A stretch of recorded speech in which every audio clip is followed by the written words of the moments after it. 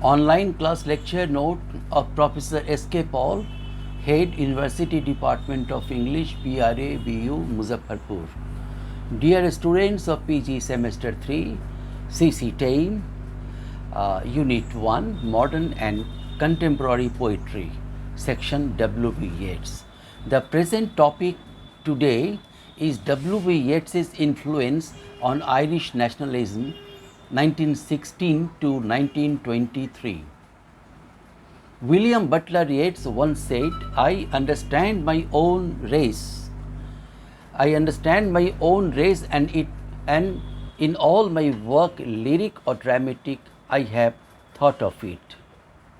I shall write for my own people, whether in love or hate of them matters little. Probably I shall not know which it is. This credo is evident in the majority of Yeats's literary efforts. Yeats believed literature should shape a country's cultural identity, especially in Yeats's case Ireland, while being free of all political motives. Despite this intention, Yeats's literary addition to Ireland's culture also contributed to radical Irish nationalism. Yeats's main objective was to create an Irish identity free from English cultural influence. By no means was Yeats either an Anglophobe or an advocate for using violent tactics in nationalist movements. However, this did not prevent Yeats's works from inspiring Irish nationalists who believed in using violence in order to attain self-rule. Padraig Pearse and Michel Collins, both of whom admired Yeats, interpreted Yeats's works as supporting their respective ideologies during the Easter Uprising of 1916 and the Irish Civil War in 1922 to 1923. Yeats's early poetry recounted Irish folklore, legends and descriptions of Ireland. Description of Ireland's natural imagery. Examples included The Wanderings of Oisin, 1888, The Madness of King Gall, 1888, The Stolen Child, 1889, The Lake Isle of Innisfree in 1890, and Cuchulin's Fight with the Sea, 1893. It was from the poetic style that Yeats contributed to the birth of the Irish literary renaissance, based on the proliferation of Celtic mythology and imagery and the absence of theological reference in his early literary output. It can be reasonably stated that Yeats hoped this new literary movement would transform the foundation of Irish nationalism from its bedrock of exploiting theological differences and belligerence towards England to its being based on pastoralism and mysticism. In 1899, Yeats, with the collaboration of Lady Augusta Gregory, formed the Irish Literary Theatre. The theatre produced performances that were representatives of Yeats's nationalistic ideal. The main theme of these plays was the prevalence of Gaelic mythology and non-denominational folklore in modern times. Despite the critical and public success for most of the theatre's productions, it was during the period when Yeats began to come in conflict with the morals of Ireland's Catholic middle class.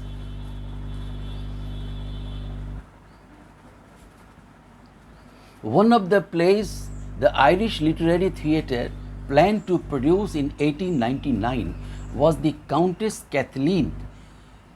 In this play, the main character sells her soul to the devil so that the people of Ireland may be saved from starvation. The play's end depicts Kathleen's physical ascension into heaven. The play extols the virtue of an individual sacrifice in exchange for the betterment of one's country. Deemed heretical by the Roman Catholic Church, this work received the personal censure of Cardinal Michel Logue of Dublin. This incident was shortly followed by the circulation of a petition signed by almost all of the students of the Catholic University College condemning the play. James Joyce was the lone refusal. This was just one example of Yeats's difficulties with the conventional morals of Ireland's Catholic middle class. Yeats vented his frustration by authoring such poems as on hearing that the students of our new university have joined the agitation against immoral literature 1910 to a shade 1914 and on those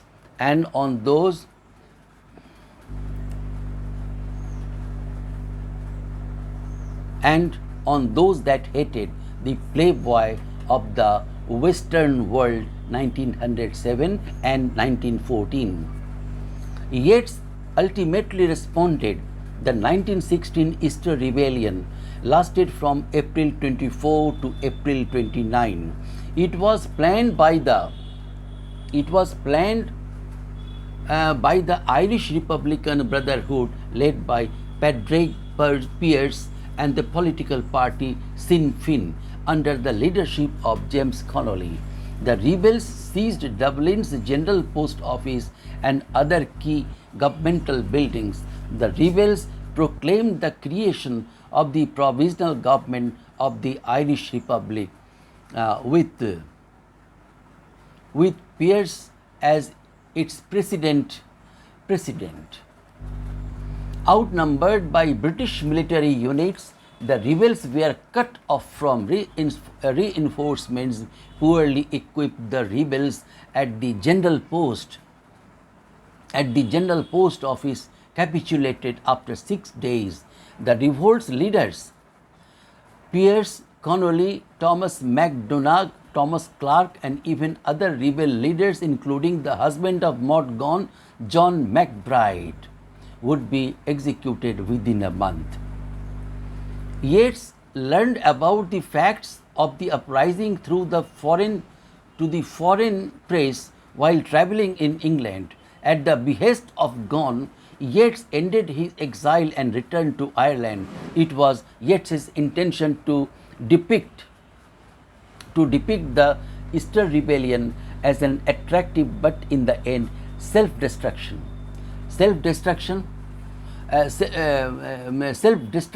form of nationalism. Yeats fashioned his rejoinder to the uprising in his poem Easter 1916 and 1921.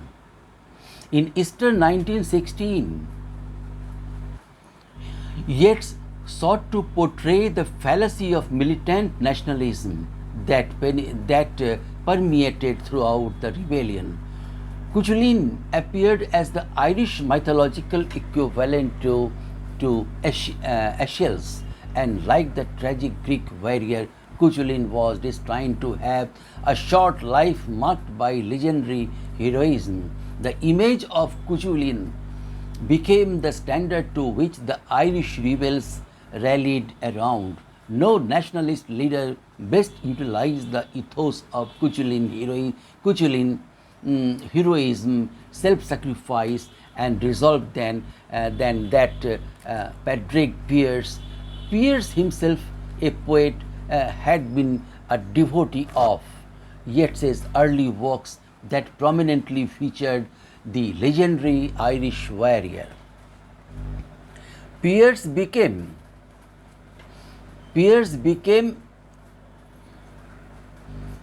enamored with the heroic ideal of Cuchulainn as described by Yeats in the poem Cuchulain's Fight with the Sea 1893 and in the play The Green Helmet 1910. Pierce was transported by the idea of dying a hero's death in the struggle for Irish nationalism. He wrote an unpublished poem entitled Renunciation, in which he symbolically rejects attending to his bodily needs and senses so that he can concentrate on becoming a martyr for a united Ireland. This can be clearly seen in the poem's last stanza. I have turned my face. I have turned my face to this road before me, to the deed that I see, and the death I shall die. Again, I repeat it.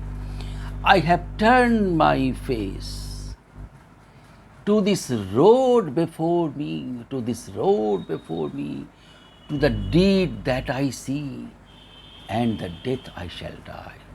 Lines 17 to 20. As the headmaster of St. Edna's School in County Dublin, Pierce commissioned a mural at the school's entrance depicting Cuchulain preparing himself to do battle. Stephen McKenna, a close friend of Pierce's and a fervent supporter of the Gaelic League, related that Pierce hoped no less than to see Ireland teeming with Cuchulains, his ideal Irishman, whom he thought might be a living reality in our day. Was a Cuchulain baptized. Pierce and a significant number of the rebel leadership successfully established a Cuchulain cult. Yeats never intended to have Cuchulain serve as a symbolic call for the men and women of Ireland to take up arms and to resort to violence in order to gain their country's freedom. Yeats referred to this misinterpretation made by Pierce and his followers in the final stanza of Easter 1916. We know their dream enough to know they dreamed and are dead, and what if excess of love bewildered them till they died? We know their dream enough. We know their dream enough to know they dreamed and are dead, and what if excess of love bewildered them till they died? Yeats makes references in this passage to Pierce and his followers confusing nationalism with blind fanaticism. Yeats had mixed emotions about the Easter Rebellion. He admired the nationalistic ideal and promise of Pierce's provisional government's guarantee for both civil and religious liberties to an Irish populace that had been oblivious of the differences carefully fostered by an alien government, England, which had divided a minority Ulster Protestants from the majority Catholics in the past. Yet about the loss of life and the destruction that was wrought from the uprising. Nevertheless, this did not prevent Yeats from praising the leaders of the rebellion or the objective.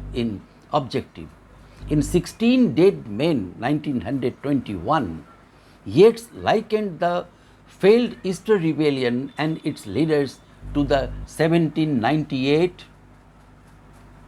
Irish Revolt led by Wolfe and Lord Edward Fitzgerald, both of whom died in the wake of the revolt's failure. The last stanza of The Rose Tree 1921 is a conversation between Pierce and Connolly. previously noting that politic words have withered our rose tree. Line 3 to 4, lines from 3 to 4, Pierce states, when all the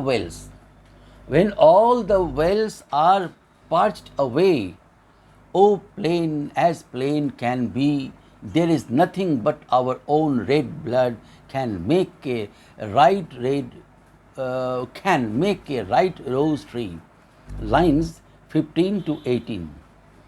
This passage can be argued as being parallel to the sentiment put forth by Thomas Jefferson during the aftermath of Shays' rebellion that the tree of liberty must be refreshed from time to time with the blood of patriots and tyrants. It is its natural manure. The basic premise put forth by Yeats in these poems is that while the nationalist philosophy of the Easter Rebellion was flawed, it was not absent of admirable qualities.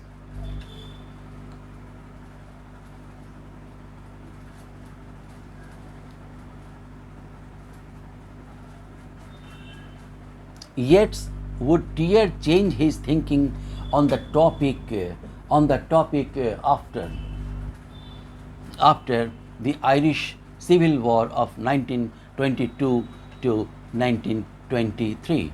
Despite the failure of the Easter Rebellion, Irish nationalists never stopped resisting English rule in Ireland.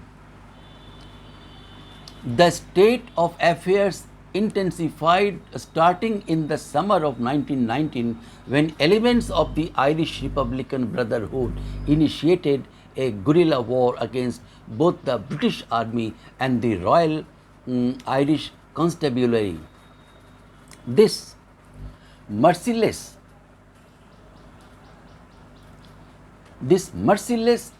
undeclared war within Ireland lasted until the summer of 1921, when both sides agreed to a truce in order to start negotiations for the establishment of an Irish Free State.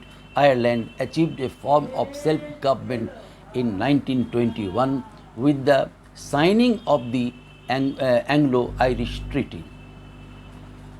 According to the agreed terms of the Anglo-Irish Treaty of December 6, 1921, 26 out of 32 countries in Ireland would be granted self-governing dominion status in the British Empire. The 6 countries that were not included in this home rule status, Antrim, Armagh, Down, Fermanagh, Derry and Tyrone, would remain under the direct control of Great Britain. A small majority in the Irish Senate ratified the treaty in March 1922. Yeats, who had been invited to become a member of the Senate in 1922, voted for the treaty's ratification. Arthur Griffith, the founder of the Sinn Féin, and General Michel Collins, a Sinn Féin party leader and president of the Irish Republican Brotherhood, headed the 5-man delegation and negotiated the treaty's terms in London. Opposition to the treaty came from an Irish Republican Army, IRA, coalition directed with the leader of Sinn Féin and Prime Minister of Ireland, Eamon de Valera. The IRA's main contention was that they would not settle for less than a fully unified Ireland that was completely free from English rule. What de Valera and other opponents to the treaty did not comprehend was that the terms of the treaty were abhorrent to every member of the Irish delegation. The delegation agreed to treaty's terms in order to avoid the recommencement of hostilities between Ireland and England. However, this did not dissuade the treaty's opponents, who absolutely refused to recognize both the authority of the British Empire and the terms of the Anglo-Irish Treaty, correctly fearing that this situation would divide the newly born country. Collins, in a letter to a friend, expressed his concern over the newly signed treaty. Collins writes, "Will anyone be satisfied at the bargain? Will anyone? I tell you this, early this morning I signed my death warrant. I thought at the time how odd, how ridiculous, a bullet may just as well have done the job 5 years ago." Collins's worst fears were soon realized. Civil war ensued between irregular Republicans who opposed the treaty and regular Republicans. The start of this national fratricide began on April 13, 1922, when a force of irregulars seized hold of Ireland's seat of judicial control. The four courts in Dublin, as both Prime Minister and head of the regular Republican military General Collins, bowed to English pressure and drove the irregulars from the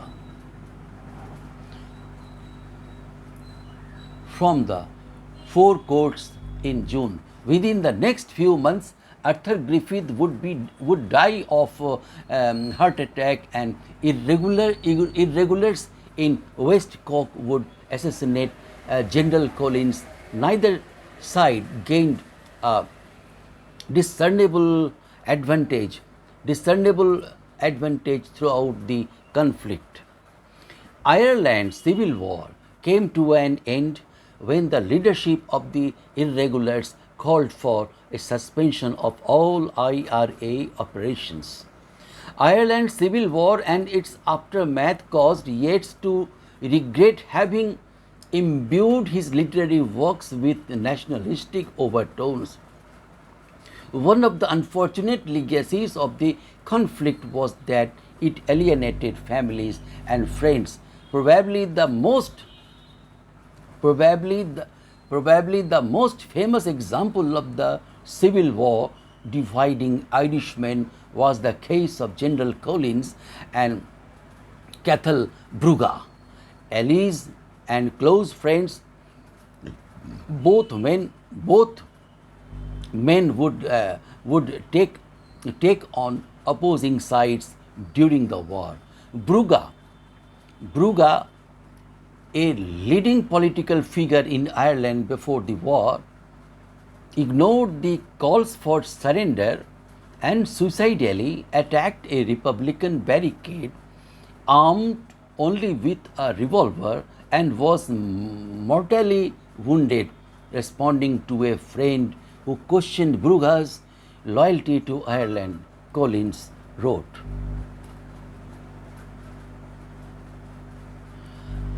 "At worst he, Brugha, was a fanatic, though in what was a noble cause. At best I number him among the very few who have given their all for this country, now torn by civil war, should have its freedom when many of us are forgotten.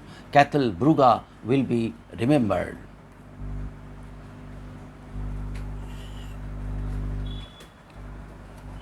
This letter is hauntingly familiar to the sentiment expressed by Yeats in Easter 1916 and 16 Dead Men.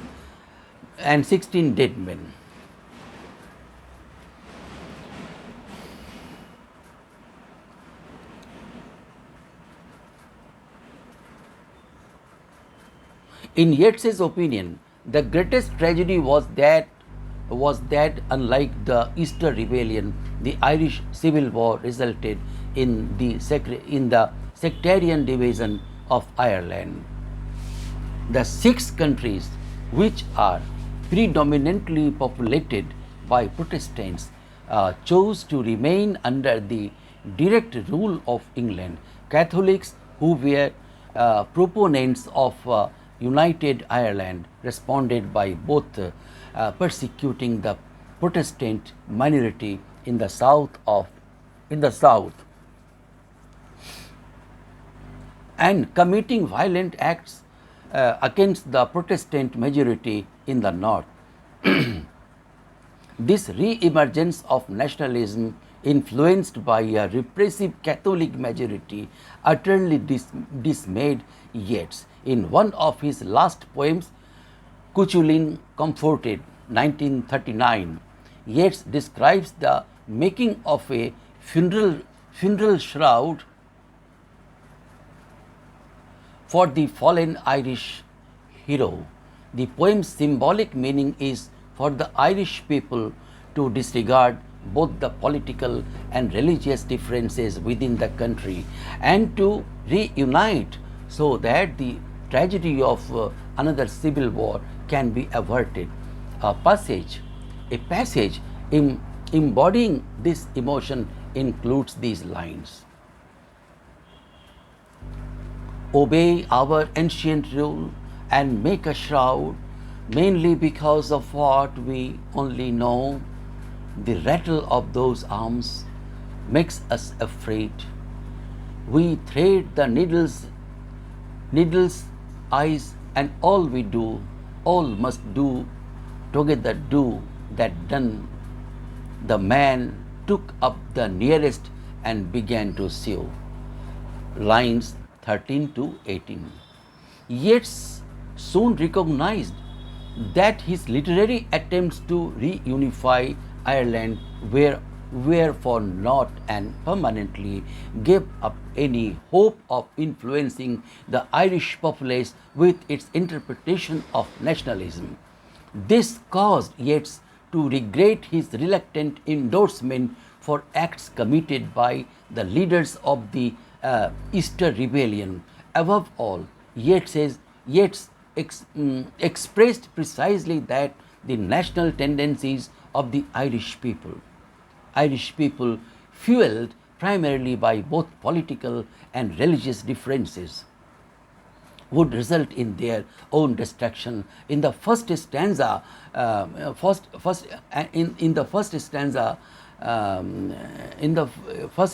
of Meditations in Time of Civil War, the road at my door, 1928, Yeats described the self-destruction nature of extremist nationalism.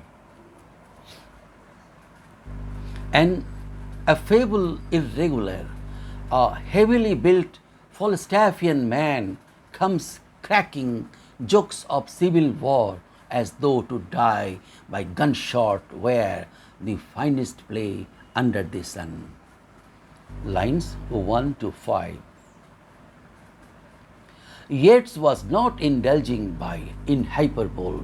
Just a few hours before being executed by Republican regulars, Liam Michel compares his death with those of Tone and Emmett, the Fenians, Tom Clark, Connolly, and Pierce. Michel exhorts his mother not to grieve his death, since he would die for the truth.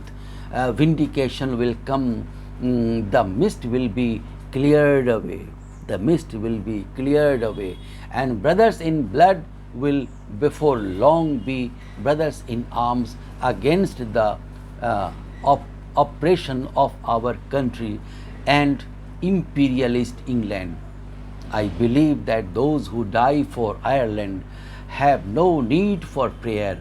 God bless and protect you, your loving son, Willie.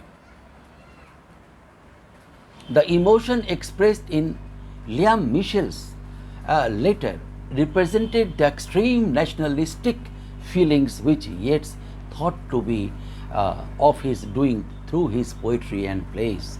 This can be confirmed through a statement made by Michel Collins, in which he declared that Ireland's literary wit will teach us by their vision the noble race we may become, expressed in their poetry and their pictures. They will inspire us to live as Irishmen and Irish women should. They have to show us the show. They have to show us the show, and the people will then in their turn become the inspiration of the poets and artists of the future Gaelic Ireland. Though written in Yeats's lifetime, Collins's opinions would not be published until after his death. Yeats probably would have said that this misinterpretation of his literature by nationalists contributed to a country whose sentiments are being expressed by its sons and daughters in a different manner than what both he and Collins expected. Yet says remorse for having his literature spur violent nationalism is apparent in Remorse for Intemperate Speech 1933 and in one of his final poems, Man and the Echo.